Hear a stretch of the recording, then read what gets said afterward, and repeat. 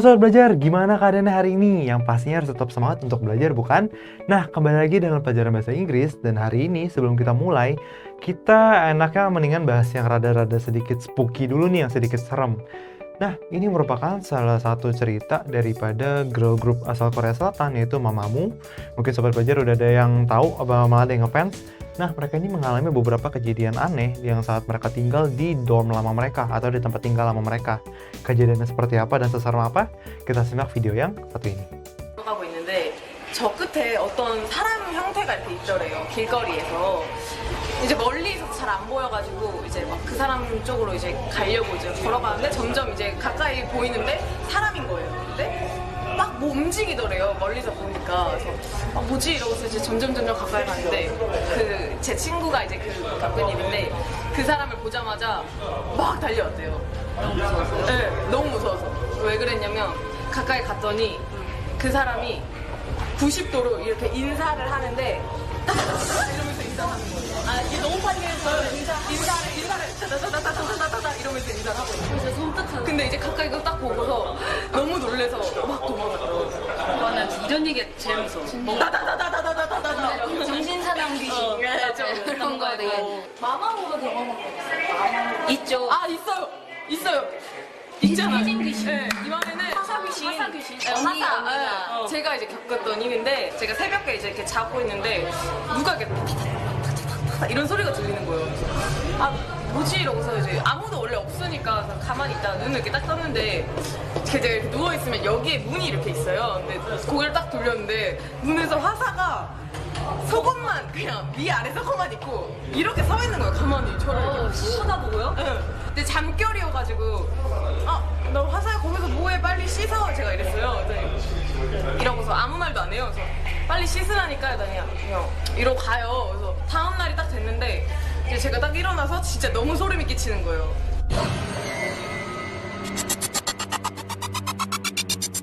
저희가 쉬는 타임이어가지고 하사 양이랑 휘인 양이 이제 전주가 고향이어서 전주로 내려갔어요. 전주를 내려갔는데 저랑 별이 씨는 이제 숙소에 있었죠. 네. 숙소는 이제 이사 가서 이제 네, 지금은 이제 숙소로 옮겼는데 그때 전에는 진짜 좀 화사 귀신이 나타나. 희귀한 일들이 네, 많이 많아요. 일어났어요. 무서워. 잘 지내지 혜진 귀신. 우리 보따리를 묶읍시다. 이렇게 날려버리자. Nah, gimana tuh sobat belajar? Cukup bikin merinding ya, apalagi kalau ada yang bisa berubah wujud seperti itu. Nah, tapi kira-kira dari itu kita akan belajar apa sih hari ini? Hari ini kita akan belajar tentang recount text, yaitu teks yang menceritakan ulang pengalaman yang sudah lewat. Kayak tadi itu kan pengalaman itu sudah lewat, lalu diceritakan kembali kan? Itu merupakan salah satu bentuk recount text. Tapi hari ini kita akan belajar lebih spesifik lagi kepada social function of recount text. Jadi jangan kemana-mana, karena sekarang belajar mudah. Ayo belajar! Jangan lupa belajar, karena sekarang belajar itu mudah. Ayo belajar! Oke, kita refresh sedikit tentang recount text ini. Jadi recount text itu sebenarnya apa? Ya jelas saja salah satu teks dalam bahasa Inggris. Ya, berfungsi untuk apa? Menceritakan suatu cerita, kegiatan, dan tindakan. Kalau kayak tadi berarti masuknya ke cerita ya. Ya. Nah, biasanya menceritakan masa lalu karena tadi kan yang pasti kejadiannya udah lewat. Kalau masa depan, ya itu namanya bisa jadi fiksi, bisa jadi ramalan seperti itu ya. Jadi kalau recount text ini lebih ke membahas masa lalu yang udah kejadian, yang udah lewat. Oke? Nah, ciri-ciri dari recount text ini ada 3 yang harus kita pahami. Yang pertama, ciri yang pertama adalah using past tense. Karena apa? Karena sudah lewat. Karena kejadiannya sudah di masa lalu. Jadi ini menggunakan past tense. Lalu, using adverb dan adverbial phrase. Ini apa? Tunggu, nanti kita akan ke sana, tapi kita akan ketiga dulu. Using conjunctions and time connectives. Jadi, kita tahu past tense itu adalah verb 2 atau verb yang ditambah dengan d atau ed, ya. Nah, kalau tadi adverbial phrase itu maksudnya apa? Maksudnya adalah keterangan-keterangan seperti ini. Last August, Bali Island, on the third day, seperti itu. Sedangkan kalau tadi untuk time conjunctions-nya, ini adalah kata-kata seperti and, before, after, that, then, etc. Jadi ini adalah untuk agar kita tahu gitu loh Yang mana yang pertama, mana yang kedua, mana yang ketiga untuk time connectivities-nya, untuk kesatuan, kesinambungan daripada waktunya, ya. Seperti itu. Lalu strukturnya secara singkat adalah 3 ini. Pertama orientation, events, dan reorientation. Orientation itu apa? Orientation itu adalah biasanya diceritakan 5W 1H. 5W 1H itu apa aja? What, who, when, where, sama how. Sama which, what, who, when, where, which. Jadi, orientation ini seperti yang sobat belajar mungkin pernah alami di sekolah saat masa-masa orientasi atau orientation adalah pengenalan. Pengenalan cerita, jadi cerita ini bermula di mana, waktunya kapan, plotnya kira-kira seperti apa, lalu karakter protagonisnya siapa, tokoh utamanya ya, lalu bisa juga diceritakan antagonisnya siapa mungkin sedikit di situ dan lain sebagainya. Itu semua di orientation. Kalau di events ini adalah untuk menceritakan isi dari cerita itu, sebenarnya cerita ini mau menceritakan tentang apa ya, isinya, pokoknya inti dari cerita itu apa, semua ceritanya akan masuk di events. Sedangkan untuk reorientation-nya adalah untuk kita kembali lagi antara untuk memberikan conclusion tentang cerita itu, conclusion-nya apa, ataupun ingin kembali lagi ke orientation untuk misalkan di orientation si pasangan ini begini. Nah, di reorientation apakah pasangan itu tetap seperti itu atau berubah atau kejelasan lalu sebelum ceritanya ditutup. Nah, seperti itulah struktur recount text. Jadi kita udah sedikit kilas balik nih, flashback tentang recount text yang sudah kita pelajari. Sekarang hari ini kita akan fokus ke social function. Jadi social functions-nya itu apa? The social function or the purpose of recount text is to entertain or to amuse. Ini kata-kata yang kita garis bawahi ya. Or to inform. Ya, antara untuk entertain, untuk mengamuse atau untuk menginform. Siapa yang mau kita entertain, siapa yang mau kita amuse, siapa yang mau kita inform? Tentu saja reader, dari pembaca recount text tadi. Ya, tentang apa aja? Experience, boleh tentang pengalaman tadi, pengalaman horor ya. Story, boleh cerita. Action juga boleh. Activity boleh. Which happened in the past. Karena itulah kita menggunakan past tense. Atau to retell events for the purpose of informing or entertaining. Ya, jadi ada yang berulang di sini, entertaining sama informing. Jadi antara untuk memberitahu atau untuk mengentertain. Mengentertain itu menghibur, ya, mengamuse juga ya menghibur. Jadi kita menghibur dengan cerita-cerita kita yang sudah lewat ini. Seperti itu. Jadi social function-nya secara besar adalah seperti itu. Lalu, macam-macam recount text. Jadi recount text ini ada beberapa macamnya, yaitu di sini dijelaskan 3. Pertama, personal recount text. Personal recount text, pengalaman pribadi si penulis. Contohnya tadi member yang bercerita adalah si leader dari Mamamoo tersebut, yaitu Solar. Ya, Solar yang bercerita itu pengalaman dia pribadi. Kalau dia melihat Hwasa, lalu tiba-tiba dia baru ingat kalau Hwasa lagi nggak ada di tempat. Hwasa lagi pulang ke kampung halamannya di Jeonju. Nah, itu kan dia bercerita seperti itu. Jadi itu merupakan personal recount atau pengalaman pribadi dia. Kalau dia ingin menulis. Kalau factual recount, fakta. Ya, fact. Oke, factual recount. Jadi itu fakta yang ditulis, laporan ilmiah atau laporan kepolisian. Seperti itu. Jadi karena dia factual, karena dia harus sesuai dengan fakta. Ya. Apakah tadi nggak sesuai dengan fakta? Sesuai, tapi kalau ini lebih ke karena ya kita tahu ya laporan ilmiah itu kan berarti bisa jadi menyangkut nyawa manusia. Berarti harus yang sesuai, benar-benar sesuai dengan fakta. Ya, kata laporan kepolisian itu kan untuk menangkap kejahatan atau mengungkapkan kebenaran. Berarti harus sesuai dengan fakta. Ya, sedangkan kalau tadi kita ambil contohnya aja lagi pengalaman horornya si Solar. Itu kan bisa aja didebatkan. Itu bisa aja dia salah lihat. Bisa aja dia kurang tidur makanya ngelihat yang aneh-aneh yang sebenarnya nggak harusnya kelihatan seperti itu ya. Sedangkan imaginatif ya seperti namanya, itu merupakan cerita imajinatif. Oke, jadi kita akan coba bahas tentang recount text yang ada di sini, yaitu recount text itu tadi kan dibagi menjadi 3 untuk strukturnya. Ada orientation, reorientation, dan juga event. Kita lihat pertama Ini udah kita langsung bagi 3 aja ya. Jadi mungkin di sini nggak kelihatan, tapi kita udah saya yakin sobat belajar udah hafal. Pertama orientation, event, lalu reorientation. Jadi kita lihat dulu. Oke. I spent my last summer in Seoul, South Korea. I went there by myself for a 4-day solo trip.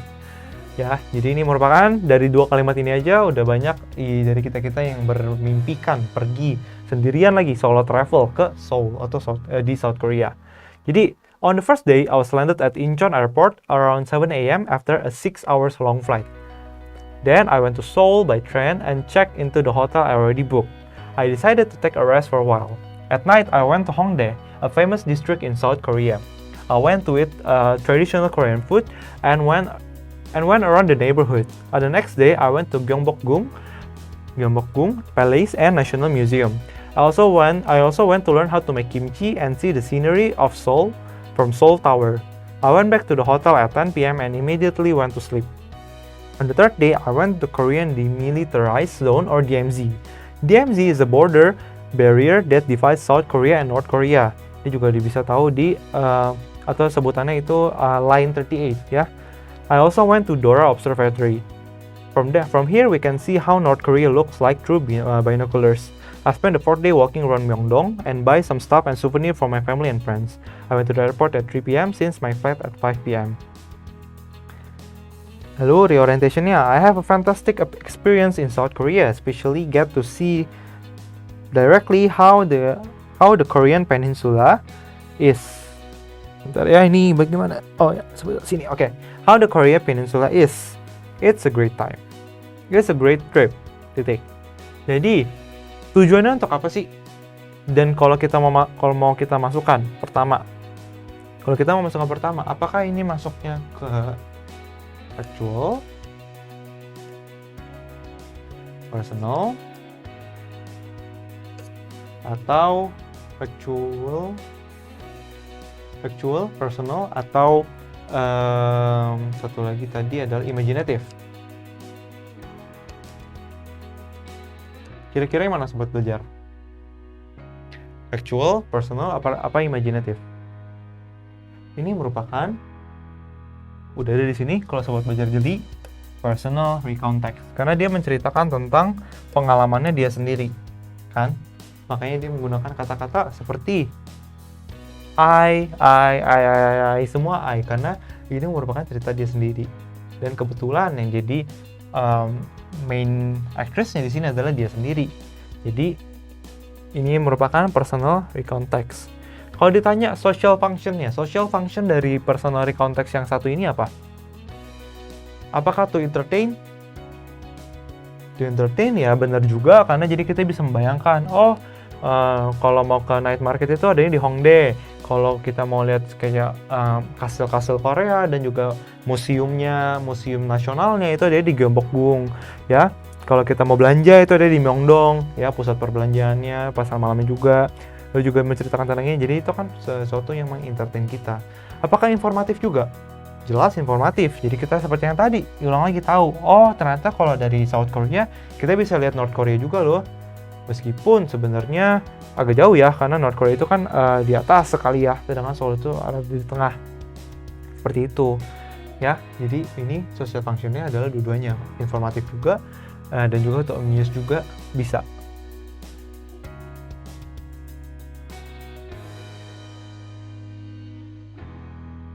Oke, bentar.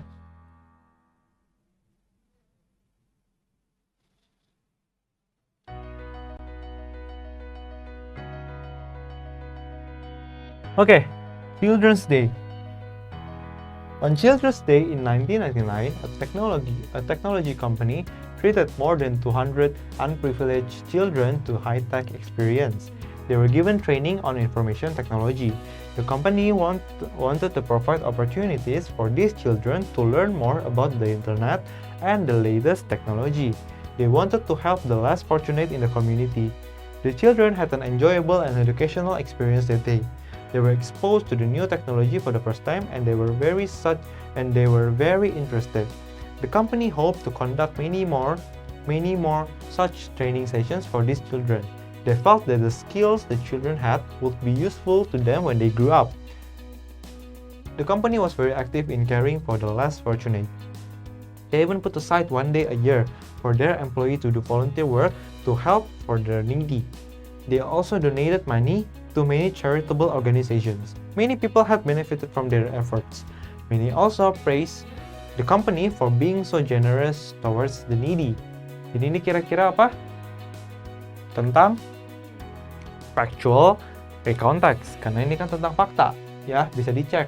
Ada dia hari anak tahun 1999, company-nya apa bisa dicek apakah ini benar. Kalau satu hari dalam setahun mereka harus menyiapkan waktu untuk para itunya untuk jadi tenaga kerja bantuan gitu ya, volunteer, itu kan juga kita bisa cek. Jadi ini merupakan factual report. Apakah untuk mengentertain? Maybe not so much, tapi apakah untuk memberikan informasi? Jelas. Jadi kita tahu, ternyata misalkan company A ini melakukan ini nih, hal-hal baik seperti ini. Jadi kan kita seakan-akan jadi ingin lebih mendukung produk-produk dari company A ini.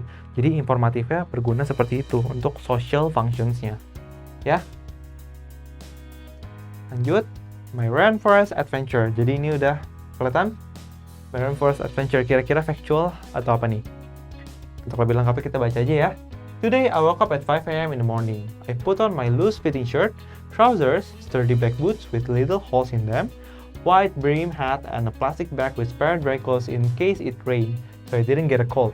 When I got out of the four-wheel drive, I could feel the refreshing cool air. It smelled like it had been raining for ages before I came to the rainforest. I decided to explore the forest floor. The first animal I saw was a magnificent giant eastern brown snake. I was so scared I felt like I wanted to run, but it would be really dangerous. The second animal I spotted was a beetle eating a rotten berry. I bent down to have a closer look, but it stank like rotten eggs and onion mixed together. Then I turned to the right and saw a bowerbird collecting lots of blue stuff like wrappers and blue flowers. It had beautiful, magnificent midnight blue eyes and it looked very graceful. By now I had seen enough on the forest floor, so I decided to go to the understory. So I went to the bridge in the understory 20 meter high of the forest floor. The first animal I saw in the understory was a massive, graceful blue butterfly, sucking pollen of a beautiful orchid.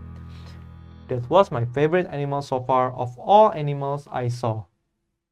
The second animal I spotted was a black bat hanging upside down on the branch near me.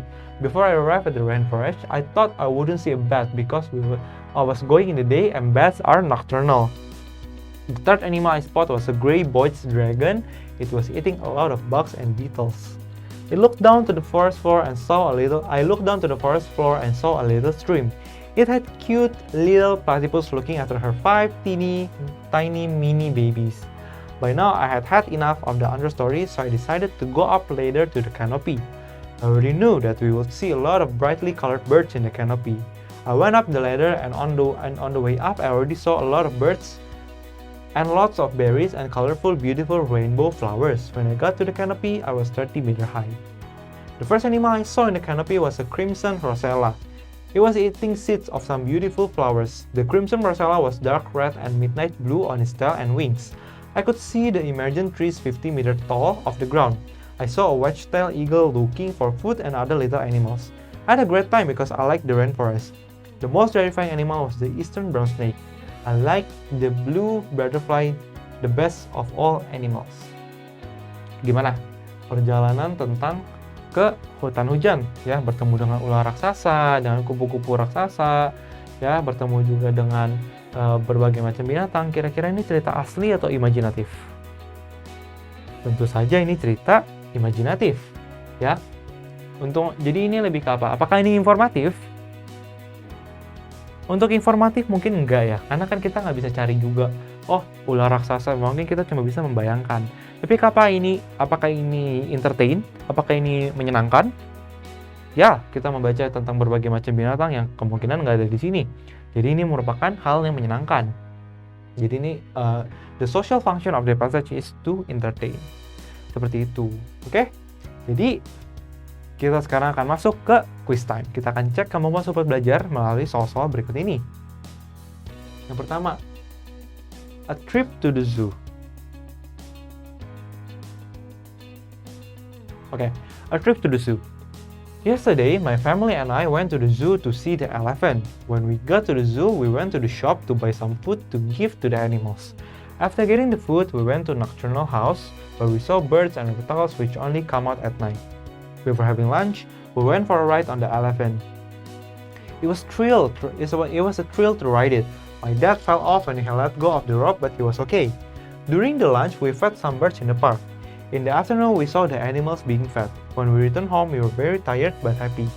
It was because we had so much fun activities at many places at the zoo. Jadi social functionnya kira-kira untuk apa nih? To present information about something generally. Ini atau ini?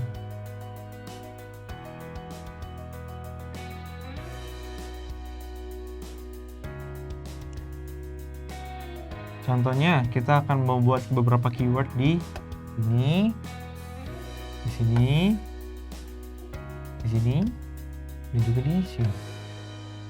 Jadi, dua kalimat terakhir ini adalah untuk mempersuade atau meyakinkan seseorang, meyakinkan pembaca kalau ini tuh benar dan disertai dengan argumen-argumen. Apakah kita merasa diyakinkan tentang sesuatu? Enggak ya, jadi ini nggak benar. Karena kalau untuk meyakinkan sesuatu, harus yang seperti ditulis di sini ada argumen-argumennya. Mungkin kalau dia mau membandingkan, misalkan saya pergi ke zoo A, kenapa zoo A lebih bagus daripada zoo B? Karena gini. Mereka punya binatang ini, yang binatang yang di sana nggak ada. Seperti itu. Nah itu berarti betul, tapi kalau ini nggak ya. To persuade the readers that idea is important matters.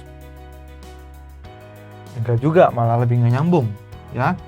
Karena kalau dari keywordnya aja itu udah salah. To persuade, untuk meyakinkan. Sedangkan membaca ini, si penulis, si author ini, kalau kita membayangkan kita tulis ini, apakah kita meyakinkan seseorang tentang sesuatu? Kan enggak juga, kita cuma menceritakan tentang pengalaman kita. Betul? Jadi ini salah. Jadi to present information about something generally. Apakah menceritakan sesuatu tentang sesuatu pada umumnya?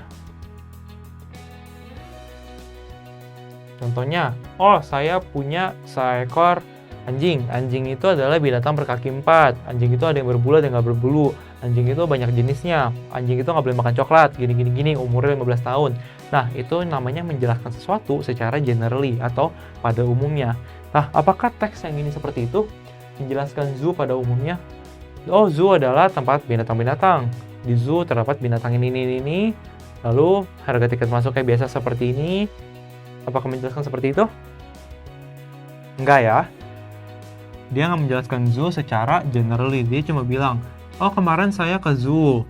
Lalu pengalaman saya ini. Tapi dia nggak peduli tentang zoo yang lain. Karena dia cuma menceritakan tentang zoo yang dia kunjungi. Jadi yang benar adalah ini. To inform, untuk memberitahu, atau untuk mengentertain. Ya, mengentertain para audiensnya. Jadi dia menceritakan pengalaman dia. Seperti itu.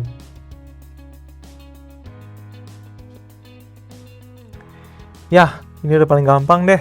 What kind of text is this? Is it a recount text, report text, descriptive text, or narrative text? Langsung aja dengan merempun kita bisa tahu kalau ini adalah recount text. Oke, bukan report, bukan deskriptif, bukan juga naratif. Ini adalah recount text. Next. What type of text is this? Ya, jadi apakah tadi itu cerita imajinatif, faktual, atau personal? Atau tiga-tiganya benar? Apa tiga-tiganya benar? Yang jelas ini salah, karena cuma satu yang benar nih. Nggak bisa tiga-tiganya benar, ya. Apakah imajinatif? Enggak ya, dia perginya ke zoo yang normal juga. Ceritanya benar, ya. Apakah faktual, apa personal? Lebih kemana nih? Faktual ya udah jelas faktual, sesuai dengan fakta. Kalau dia pergi, lalu dia melihat ini kejadiannya. Personal ya dia tulis sendiri, berarti kan personal. Tapi yang lebih tepat yang mana? Ingat faktual itu tadi lebih ke apa? Laporan kepolisian dan laporan ilmiah. Apakah ini termasuk salah satunya? Bukan, berarti lebih ke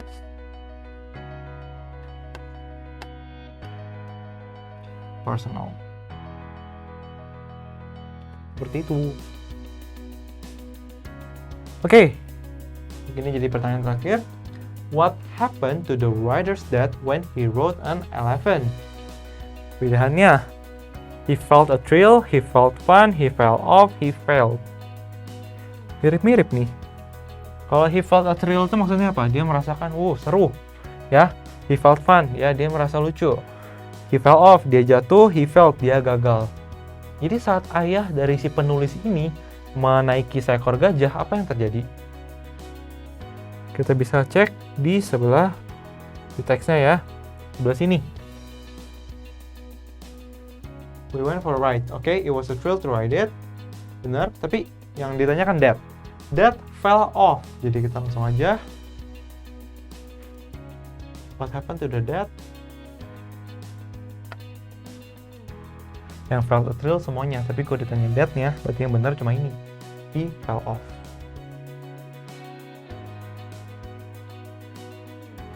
Ini yang terakhir ya. Why did the writer and his family feel very tired after having a trip to the zoo? Pilihannya, they had to visit many places in the zoo, they took a long time to reach the zoo area, they had to feed a lot of animals in the zoo, they had no time to take rest in the zoo. Mana kira-kira yang benar? Yang salah dulu deh, kita eliminasi. They took a long time to reach the zoo area. Benar apa salah? Salah. Nggak gitu lama untuk sampai ke area zoo-nya. They had to feed a lot of animals in the zoo. Apakah itu tugas mereka? Bukan. Mereka memberi makan sebagian, tapi bukan banyak binatang di kebun binatang tersebut. Apakah mereka nggak ada rest saat main di zoo, atau karena mereka harus visit banyak tempat? Ini nggak dijelaskan di ini, jadi kita nggak bisa jawab. Jadi yang lebih tepatnya adalah ini. Mereka harus visit banyak tempat ya. Tadi kasih makan ini, lalu ke nocturnal, lalu naik gajah, lalu kesini. Jadi seperti itu. Ya. Oke, jadi pas saat waktu kita juga sudah habis, kita sudah sampai di penghujung acara kali ini. Jadi terima kasih untuk perhatian Sobat Belajar. Hari ini kita belajar tentang social function of recontext. Jadi kalau Sobat Belajar baca recontext, boleh tuh mulai dilihat-lihat lagi apa sih sebenarnya social function dari recontext yang Sobat Belajar baca. Oke, jadi karena belajar sekarang mudah, ayo belajar. Jangan lupa belajar, karena sekarang belajar itu mudah. Ayo belajar.